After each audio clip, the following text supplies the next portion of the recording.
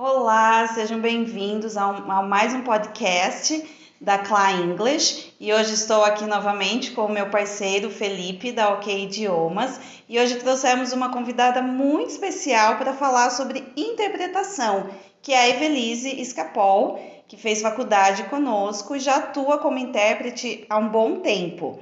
Então vamos começar aqui com algumas perguntas e ela vai nos esclarecer algumas coisas sobre a interpretação.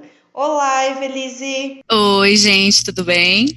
Queríamos fazer algumas perguntas para você. Você pode começar, Fê? Posso. Tudo bem, Ivi? Tudo bem, Então, tudo em ordem por aqui. Conta pra gente um pouquinho como que você decidiu ser intérprete. Olha, como que eu decidi? Na verdade, quando eu era pequena, eu sempre quis fazer jornalismo, né? Então, quando chegou a época de fazer faculdade, eu nem pensei muito, entrei na faculdade de jornalismo. Um ano depois, eu já vi que não era para mim. E como eu sempre gostei de inglês na escola, desde cedo, desde 11 anos de idade, acho que eu já fazia cursinho, né, além das aulas na escola, sempre fui muito fã do idioma. Eu comecei a pesquisar o que eu poderia fazer como que eu poderia trabalhar usando isso que eu gostava tanto, que era o idioma. E aí eu encontrei o curso de tradução e interpretação. E aí eu fui para Santos fazer esse curso. Só que eu confesso que na época o que me chamou a atenção foi a tradução, né? Não foi tanto a interpretação. Eu nem assim cheguei a pensar o que será que é a interpretação. E aí foi na faculdade que eu comecei a entender bem como que era a atividade do intérprete e me apaixonei. É muito fácil de confundir, né? Porque usa-se muito o termo tradução simultânea. Quando você vê a faculdade de tradução, você vai correndo para lá. Sim, a premissa é a mesma, né? E para os clientes, a gente acaba dizendo mesmo tradução simultânea para que fique mais claro o que é, porque não deixa de ser uma tradução, né? Mas o termo correto seria a interpretação, porque você está ali dando um sentido num outro idioma para aquilo que está sendo dito. Então, você está interpretando aquilo que está sendo dito. E aí, Ivi, você comentou que quando você entrou na faculdade, você foi pela tradução. E em qual momento você teve a primeira experiência com a interpretação e que realmente deu aquele estalo e você disse, não, quero realmente ser intérprete? E também na faculdade, a gente sabe que eles focam muito mais na tradução. Então, além da faculdade, o que mais você fez para que você chegasse onde você está hoje?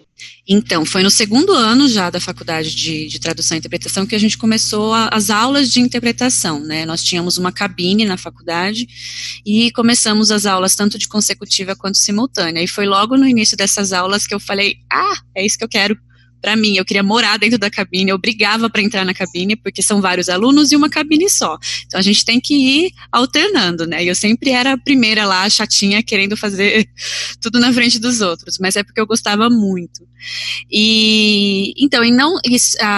A minha faculdade, ela era tradução e interpretação, então era meio a meio, né, o estudo de um e de outro. Mas você não sai da faculdade totalmente preparado para o mercado, então eu tive muitos outros treinamentos fora da faculdade, que são os cursos que a gente tenta fazer anualmente. Então eu já estou aí no mercado há 10 anos e eu tento fazer um curso por ano, pelo menos. São cursos intensivos de duração ou de um fim de semana ou de uma semana inteira, em que a gente entra em modo treinamento, prática continuada, para trabalhar as habilidades do intérprete, porque é uma atividade que exige bastante do profissional, né? Então a gente tem que sempre estar ali com o treinamento tinindo, né? Legal. Então são cursos, por exemplo, os cursos que tem conhecidos são o HIT, que nós fizemos juntos já, né? O EPIC, tem o EPIC Med, que é voltado para medicina. Então, todo ano, pelo menos um curso de duração de ou um fim de semana ou uma semana, eu procuro fazer para ter essa prática contínua. E aí, Ivi, nos conta um pouquinho como foi sua primeira experiência como profissional. A primeira experiência foi um pouco diferente do que costuma acontecer para os intérpretes que estão aí no mercado. O meu primeiro trabalho de interpretação foi dentro da Usiminas. É uma usina metalúrgica e fica lá em Cubatão. Como eu morava em Santos, né, eu fazia faculdade em Santos, eu acabei arrumando esse trabalho lá em Cubatão.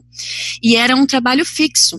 CLT mesmo, porque a maioria dos intérpretes trabalha hoje como autônomo. Esse primeiro trabalho meu foi um trabalho fixo, então eu ia todos os dias até a usina e eu ficava acompanhando um grupo de estrangeiros, eram tanto japoneses quanto indianos, austríacos, tinha uma variedade imensa lá. E eu os acompanhava para que eles pudessem dar instruções para o pessoal que estava montando a linha de produção, tinha alguns treinamentos durante o dia.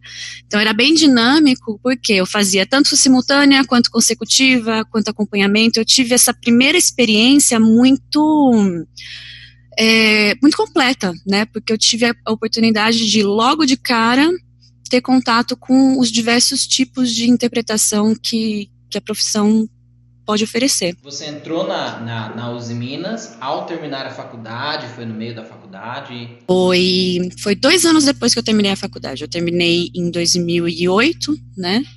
E em 2011 eu entrei na Uzi Minas. Então, depois da faculdade, eu ainda fiquei só na tradução escrita. Eu dava aula de inglês durante todo o período que eu fiz a faculdade, os 4 anos eu era professora de inglês, continuei por mais 2 anos depois da minha formação, mas logo que eu me formei, eu já fui buscar alguns clientes de tradução escrita, então eu alternava entre dar aulas e fazer algumas traduções escritas que ajudam muito também na preparação do trabalho do intérprete. E foi só depois de uns 2, 3 anos que eu realmente comecei a trabalhar só com interpretação. Legal. E hoje você atua somente como intérprete? Hoje somente como intérprete. Agora, nesses tempos incertos, né, eu tô correndo atrás um pouquinho de pegar algumas escritas, porque os eventos a maioria foram cancelados, né, porque a gente não tem perspectiva ainda de quando que vai poder acontecer de novo os eventos. Algumas reuniões estão acontecendo por Zoom, né, como a gente está fazendo agora, mas deu uma boa caída no mercado, então eu estou tentando me oferecer para trabalhar um pouquinho com tradução, mas até o comecinho do ano eu estava só na interpretação. E aí a gente sabe que você fez um grande evento, que é a premiação da MTV, que você participa, né? Acho que já faz o quê? 3 anos, Ivi, que você está participando? Olha, desde 2016, esse seria o 4º ano. E aí nos conta um pouquinho como foi. Primeiro, como você recebeu esse grande convite, como é a experiência, porque quer queira ou não, MTV é como se fosse uma premiação do Oscar. Então, porque as pessoas têm assim, na cabeça das pessoas, quando se fala em tradução, vem o Oscar. Então, as pessoas imaginam o que é a tradução através disso. Então, nos conta um pouquinho como você foi convidada, como foi a experiência, porque imagine, né, fazer a interpretação de premiações onde tem muitas piadas, é um contexto bem diferente daquilo que a gente está acostumado, de congressos, de coisas que a gente faz aqui. Então, nos conta aí um pouquinho dessa experiência.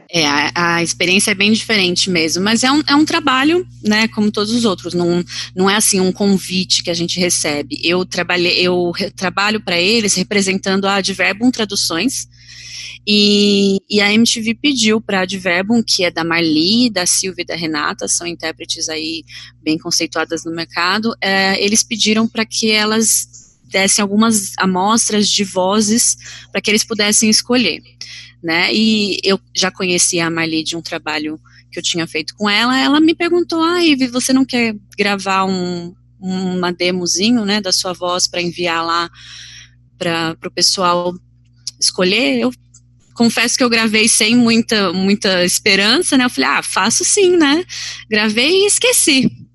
Aí depois de um mês ela me ligou e falou, olha, eles escolheram a sua voz. Eu fiquei muito feliz. E aí comecei a fazer as premiações. São 3 premiações por ano da MTV, né?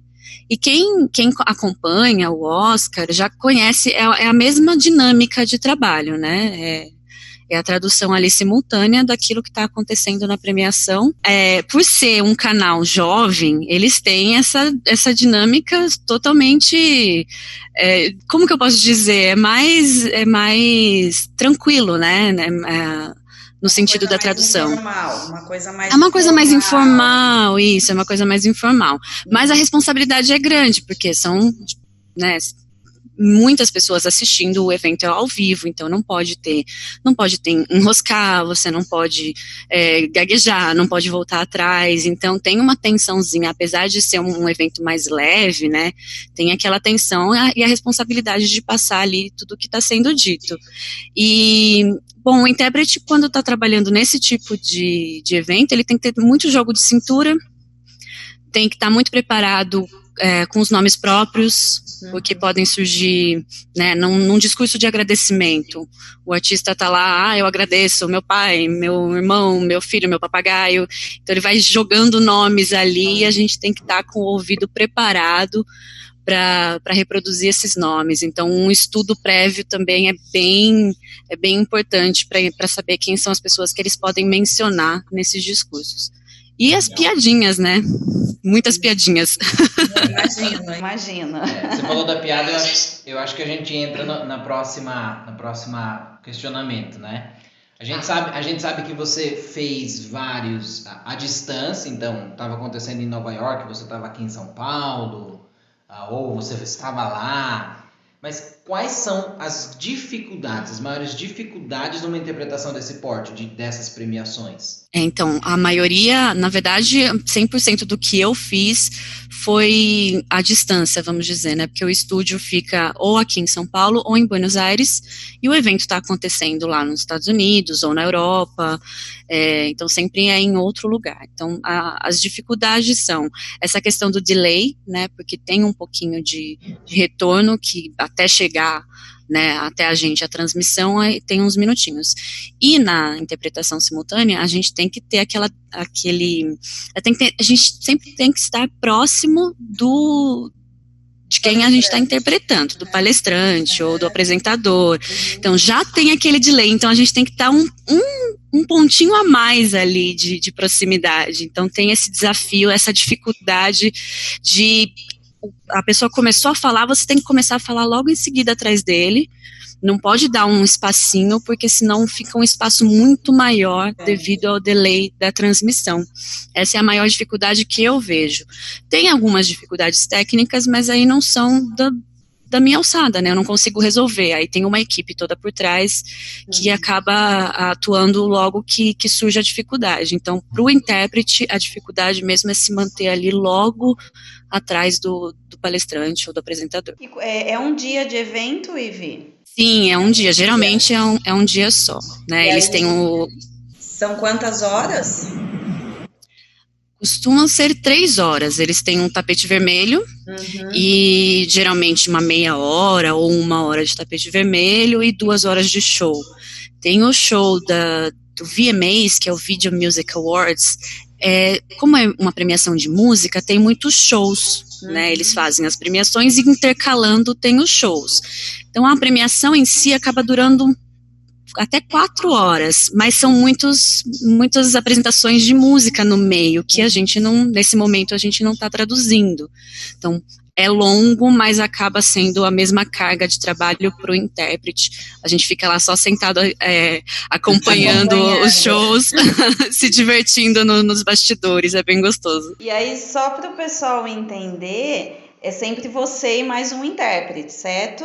Para que, né, você não consegue, né? A gente até falou isso no podcast anterior, mas não tem como fazer sempre um evento sozinha, sempre um concabino com você. Então, se você puder explicar um pouquinho como é essa parceria, para as pessoas realmente entenderem que quando fazemos tradução simultânea tem que ser em 2. Sim, exatamente. Então, o que acontece? O intérprete ele pode trabalhar sozinho em alguns momentos quando o evento dura até 1 hora. Passou de 1 hora, o intérprete precisa ter um colega, o que a gente chama de concabino, né, que é aquele colega que vai alternar com você o trabalho. A gente costuma fazer de 20 minutos a meia hora, e aí troca, é a sua hora de descanso e a hora do colega entrar em ação. Por quê? Porque é uma atividade exaustiva, né? É difícil a gente explicar, assim, para as pessoas que não estão acostumadas ou que nunca viram a dinâmica, mas pensa que o seu cérebro está ali ouvindo, processando e falando tudo ao mesmo tempo. Então, é bem exaustivo, por isso que é preciso ter esses momentos de descanso, e é por isso que a gente não trabalha sozinho. Isso eu estou falando de eventos em geral.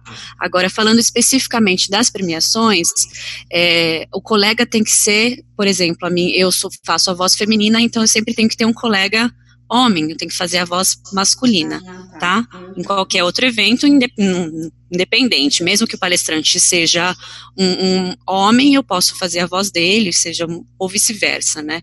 Só nas premiações é que a gente tem que ter essa especificação. Aí sempre que está falando, às vezes até acaba que nas premiações o meu colega acaba falando mais do que eu, ou eu acabo trabalhando mais do que ele, depende se a apresentadora daquele show é uma mulher, acaba que eu falo um pouco mais, mas no final das contas dá um equilíbrio aí, mas sempre tem que ter dupla sim. Deixa eu falar uma coisa, a gente sabe que na maioria dos eventos a gente pede material antes, né? Quase 100% das vezes a gente não recebe o material exatamente.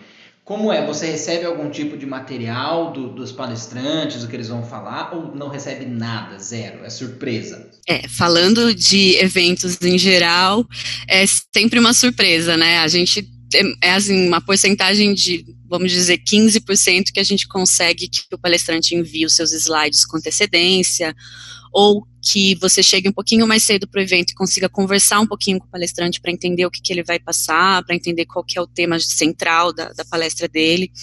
A gente sempre tem o tema da palestra e consegue estudar por conta, mas receber o material com antecedência é um pouco mais difícil, principalmente quando são os palestrantes estrangeiros, né, porque eles estão viajando, eles estão a caminho do evento, então não tem como contatá-los para pedi-los para enviar alguma coisa. Agora, falando nas premiações, a gente sempre recebe um script com antecedência daquilo que foi feito no show. Mas, porém, contudo, esse script nem sempre está de acordo com o que foi feito, né?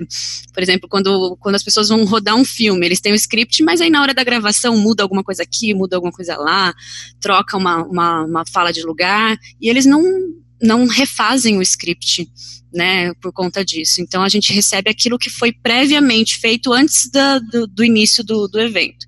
Então, a gente tem aquela base, né, daquilo que os apresentadores vão dizer, a gente tem mais ou menos uma base, se consegue com bastante antecedência, a gente consegue até traduzir um pouquinho antes do evento, e aí já tem ali um respaldo da nossa tradução, mas a gente tem que ficar muito atento ao que está sendo dito, que nem sempre é o que está ali no papel.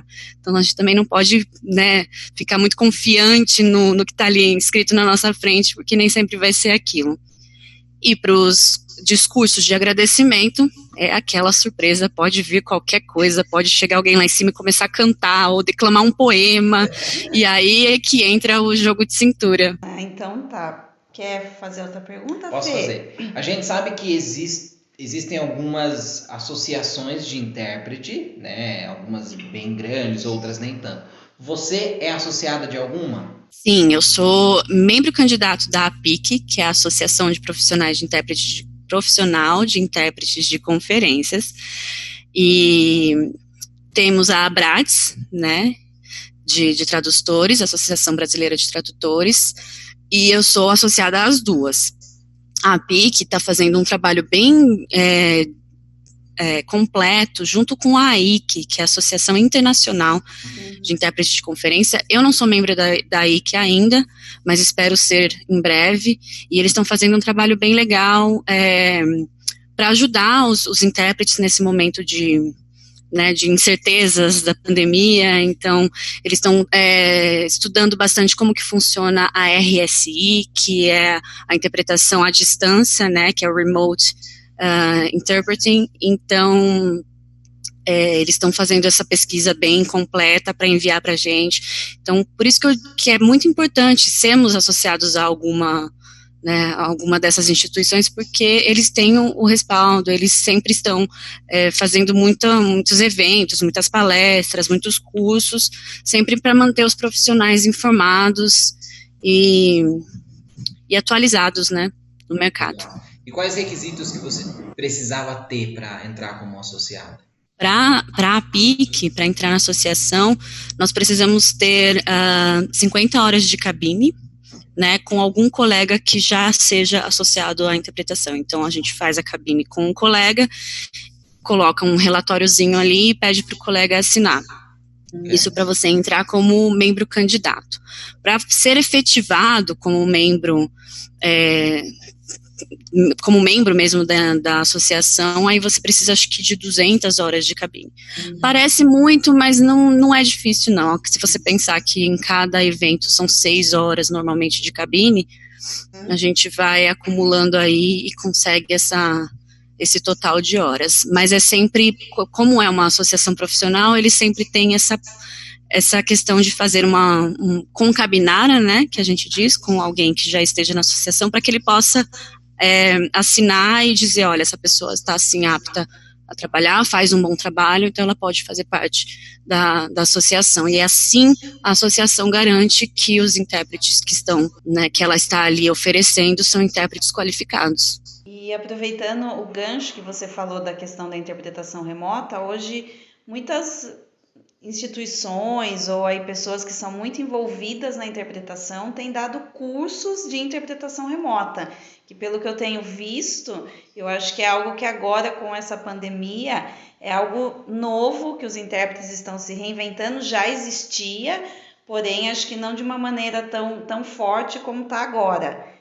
Se você puder, não sei se você já teve essa experiência, no caso de fazer alguma coisa nesse período remotamente, quiser contar um pouquinho, e porque também não é simplesmente só ser intérprete, mas também eu acho que acredito que para ser um intérprete remoto, há um treinamento também para as pessoas, até para conhecer as ferramentas, porque às vezes você tem o conhecimento da interpretação, mas não tem o conhecimento das ferramentas necessárias para você poder usar para fazer a interpretação.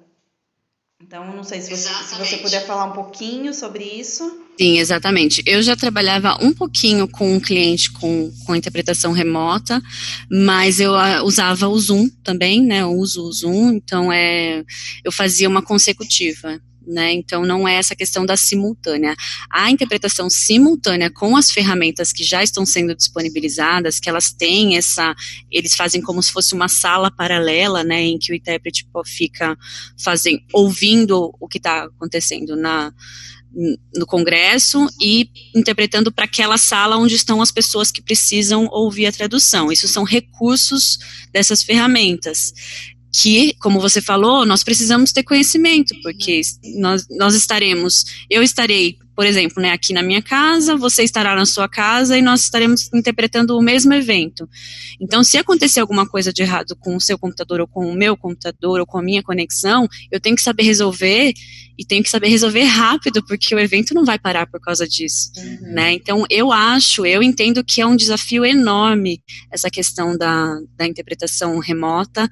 Com certeza vai entrar com tudo agora que a gente tem essas restrições de eventos. Eu não acredito que vai ser 100% do mercado, eu acredito que ainda a gente vai ter muitos eventos híbridos, né, que podem acontecer com algumas pessoas lá presentes no evento e algumas pessoas assistindo ao evento remotamente. Mas com certeza o intérprete precisa ter esse treinamento. Foi o que eu comentei das associações, que a PIC está fazendo um trabalho bem legal de entender quais são essas ferramentas, né, testá-las, que é o mais importante. Então eu já tive a oportunidade de testar algumas, não atuei ainda com elas na vida real, mas eu já pude testá-las.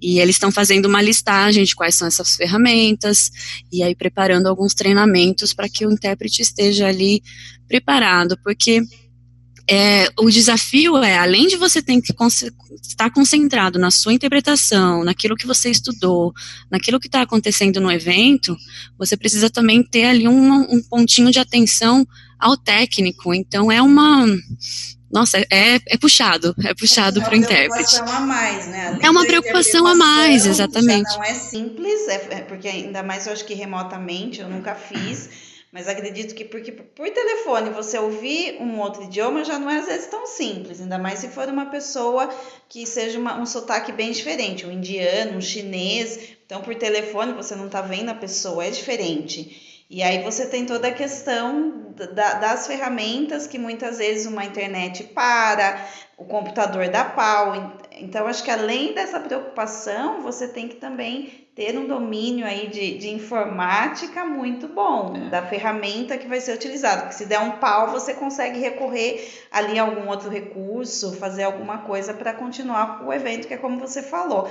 o evento não vai parar porque você teve um problema, com certeza não. Então, acho que realmente é um desafio a mais aí para nós como intérpretes, né? Fora a questão que o intérprete não está com o seu concabino do lado. Está cada um na sua casa. Então, quando você está numa cabine, num evento normal, o seu concabino está ali do seu lado. Então, ele vai estar prestando atenção até nos seus gestos, né, na entonação da sua voz. Se você está sentindo alguma dificuldade em algum momento, ele pode estar ali pesquisando algum termo para você, né. E sempre tem aquela cumplicidade entre os concabinos. Escrever ali, fazer uma colinha, colocar um post-it na sua frente, é essa palavra, acabei de pesquisar, enquanto você está ali fazendo, e a gente na remota a gente não tem esse respaldo do concabino, então faz uma grande diferença também. Bom, infelizmente a gente está chegando no final, né? Parece que não, mas já foi quase 40 minutos aí. A gente precisa marcar alguma coisa para logo que isso tudo voltar a gente poder nos tocar novamente, né? Porque isso faz bastante falta. Mas eu queria pedir para você deixar um recado para quem tem a intenção, para quem quer ser intérprete, né? Se a pessoa está nos ouvindo agora e está entendendo, quer ser intérprete, e ela está pensando nisso, qual é o seu recado para essa pessoa? Olha, o meu recado é uma profissão deliciosa. Eu sou completamente apaixonada por essa profissão, mas é uma profissão que exige um treinamento constante, uma prática continuada, muito intensa, exige que nos mantenhamos sempre informados sobre tudo que está acontecendo no mundo, porque em qualquer palestra, em qualquer reunião, pode surgir um assunto de política. A reunião é sobre liderança, mas pode surgir uma piadinha, ou um comentário sobre futebol, vamos dizer. Então a gente sempre tem que estar ali, ter o jogo de cintura, é bem importante nessa profissão, mas se eu tivesse que dar um recado, uma sugestão, mantenham-se sempre informados e pratiquem constantemente. Então, o que eu falei, eu estou há 10 anos no mercado, mas eu tenho colegas que estão há 20, quase 30 anos no mercado, e elas também treinam constantemente, praticam constantemente. Então, enquanto nesses tempos que estamos em casa, o trabalho está um pouco mais restrito, a gente tem bastante tempo livre, então não deixar de praticar a interpretação, porque o segredo é manter o cérebro sempre em movimento e praticar as técnicas. Mas eu super aconselho seguir essa profissão, que é maravilhosa. Legal. Então, como o Fê falou, já falamos, né, aqui, é um assunto que se deixar, acho que falamos aqui o dia todo. Porque realmente... se deixar comigo, eu não paro de falar, então tem que me cortar mesmo. Mas estamos chegando ao fim, quem sabe quando essa pandemia acabar, possamos fazer um próximo episódio com todos nós, talvez até mais intérpretes. Então, eu queria te agradecer muito por ter aceitado participar desse episódio conosco, de ter explicado aí um pouquinho sobre a interpretação. E aí chegamos ao fim desse episódio. Então, se vocês gostaram, se inscrevam aqui no nosso canal e curtam também todas as nossas redes sociais, Instagram, o que mais, Fê? Telegram, TikTok, tem tudo. Tem tudo. Então, o que vocês puderem, curtam, se inscrevam, e aí no próximo episódio vocês vão também estar falando, vão estar ouvindo algumas coisas sobre a interpretação, a tradução, ok? Então fiquem ligados. Ivy. Eu queria agradecer vocês pelo convite, eu fiquei muito contente. Como eu falei, eu adoro conversar sobre isso. E eu queria também parabenizar vocês pelo podcast, eu já ouvi todos os episódios anteriores, eu fiquei muito animada, porque está muito gostoso de ouvir, bastante informação para quem está começando, eu achei super legal e espero que vocês continuem com muitos outros assuntos aí. E se quiserem que eu participe de novo, eu vou adorar. Vamos marcar. Tá bom. Obrigadão, um beijo e até a próxima. Beijos, tchau, tchau.